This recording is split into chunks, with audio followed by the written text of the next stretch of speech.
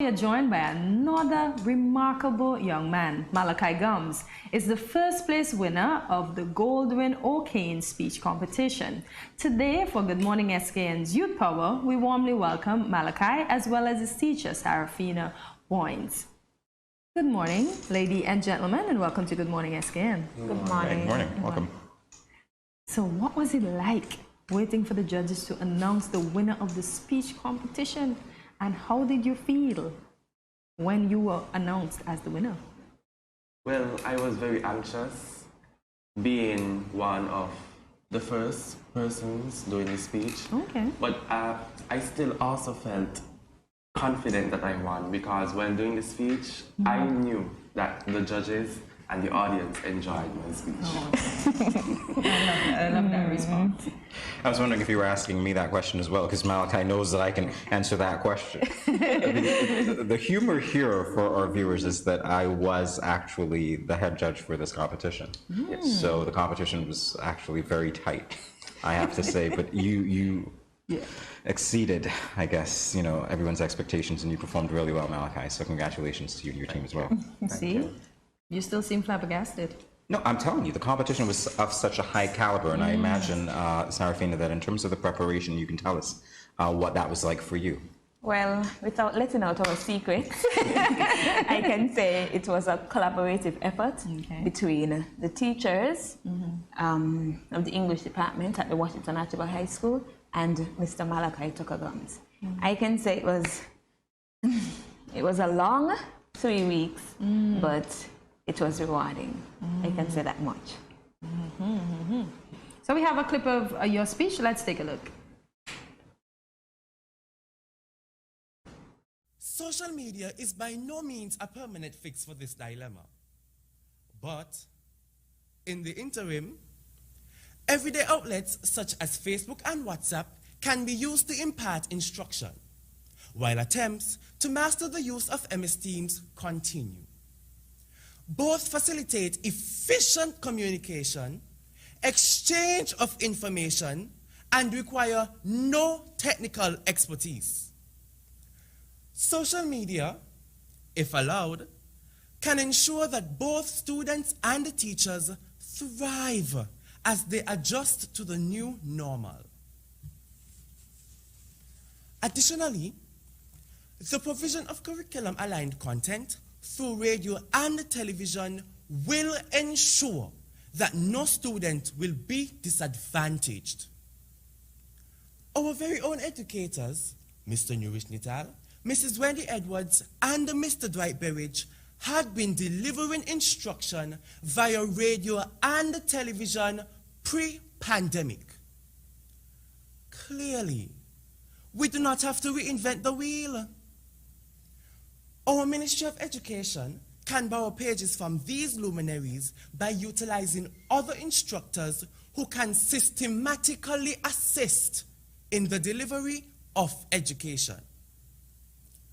Moreover, we can adopt ideas from pedagogical professionals such as international tech advisor Simon Richmond, who recommended that a broadcaster explains a concept to listeners before asking radio actors to apply new ideas, then suggest tasks for students to complete at home. All right, so we're looking at that, and I do feel the need to add a little context for our viewers as to what the topic was about. Well, the topic was, given the limitations imposed by the pandemic, how can the media assist in the delivery of education? My speech was basically outlining the issues with the pandemic, and we as students having to go home and not have any use of education resources. So we had to go to media outlets such as Facebook and WhatsApp, and also use the Microsoft Teams platforms and what's not. Having experienced that, though, I'm just curious, having experienced that, it seems like this topic would have been real for you. So it wasn't a topic, just pulled out of a hat. It was something that you were able to relate to. When you think of that, do you think it was a good topic for you to speak on? And if so, why? I would say yes, because people get to be in my shoes by just explaining what has transpired. And also, I can say it was a relatable topic because the students were going through a pandemic at the time. And given that topic, at least they are able to express themselves to the persons who are in charge of their education and let them know, yes, these are the things that you can do to help us navigate this climate. I think he did a very good job of that, I have to say. I am seeing future Minister of Government, Prime Minister, Prime Minister vibes. Yeah, I am receiving that. So what were the preparations for the essay? Well, it was a very tedious one. Tedious in terms of getting reliable resources and content for the speech. But as of delivering my speech, my message, it was, let's say, a challenge I needed to conquer. How so?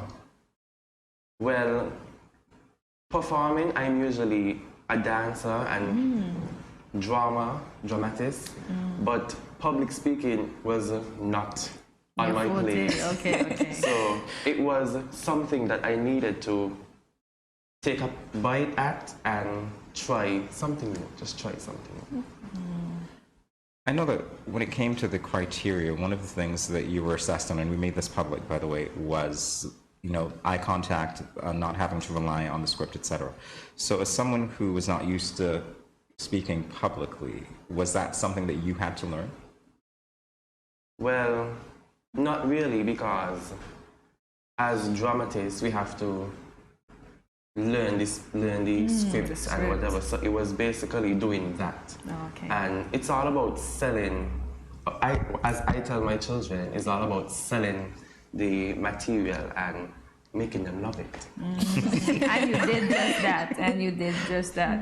So Ms. Boynes, was it easy Ms. Boynes, was it easy to coach Malachi? Well, I can say it was a bittersweet moment. We had our times, but it was also an experience we both overcame. Okay. All right, so hey, no success without some hard work. Yes. And 3 weeks. Malachi, I gotta say, very impressed by you. You were one of, I think, 3 young men who entered the competition.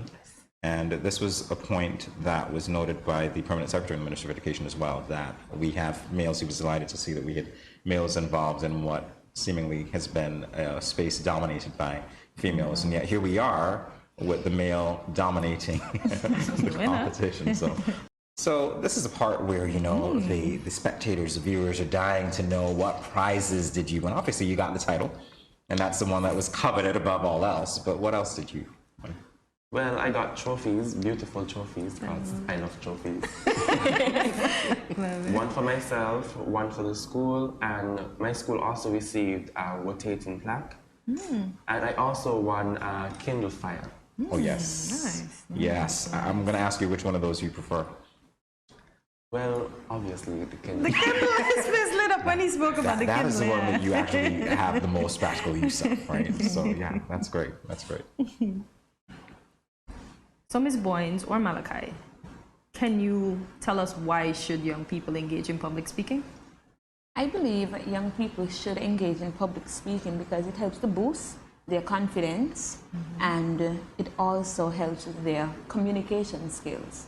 Because forums, competitions such as the speech competition, gave Malachi that boost in confidence, make him feel like he is able to achieve or win anything that he puts his mind to, and also helps with his communication skills. Because I can say from the first time I started working with Malachi to now, I believe he has grown as it relates to communication and communicating with people. All right, that's great. I gotta say, there's a plug here for your school, WAHS, Washington Archibald High School. We know that the W obviously stands for Washington, but what a lot of people might not know is what that culture is like at the school. Winning is not an option, is it? I want you to complete it. What did Wildcats say about winning? You tell our viewers right now. Winning is not an option. It's a way of life. Washington. No, I know. You did not know that Miss Sargent always said that. Winning is not an option. And I know Mrs. Sargent is watching, exactly. Winning is not an option. People know that Washington Archibald High School students, and the school in general, is very competitive. As a matter of fact, we have some, what do I call you guys? Bluebirds, Blue Jays, Bastyr High School people here in the midst who know that very well. as you can see. But I think that what people need to understand about the school itself is that there is the sense that winning is possible. You can achieve the impossible, and I think that is inculcated into the students. So inevitably, when you're talking to people like, or about Mrs. Woods, who's been an English teacher forever. Come on, tell me the story. Tell me. And I can say, well, since we're on that topic, I can say thank you to the many teachers at the Washington Archibald High School, especially Mrs. Woods, Mrs. Greenaway, who would have worked tremendously with us, and also the principal at the Washington Archibald High School. She has been instrumental, and I can say that she loves to win, and she was very happy. So I would like to thank all of them. Yes. I would also like to thank my English teacher, Miss Richards, for choosing me, because she chose me, and I just love her, and just wanted to know that she was a part of this victory. Oh, that's great. And you love her even more now because you're victorious. Yes. Oh, yes. So what's next for you? Obviously, you're into drama as well. Any other competitions that you have your eye on or anything like that? Well, not really right now. Right now, I'm focusing on the dance recital, synergy movements. Oh, you're part of Synergy? Yes. Oh, I'm lovely. a tutor for the orchids. Ooh. Okay. And I'm trying to enter into the pageant scene, chaperoning, and stuff. Maybe I might have a swimsuit coming on, maybe not. Okay. Just trying a thing, you know? Malachi loves the stage. So, no Prime Ministerdom in the future.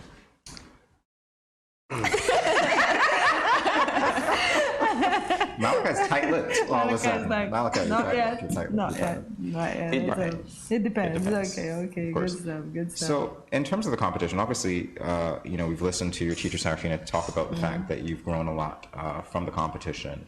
I want to know what you would say to other people who might think, hey, you know what, there's this opportunity that I have, and perhaps I can be entered to represent my school or my team, but I just don't think I have what it takes. What would you say to them?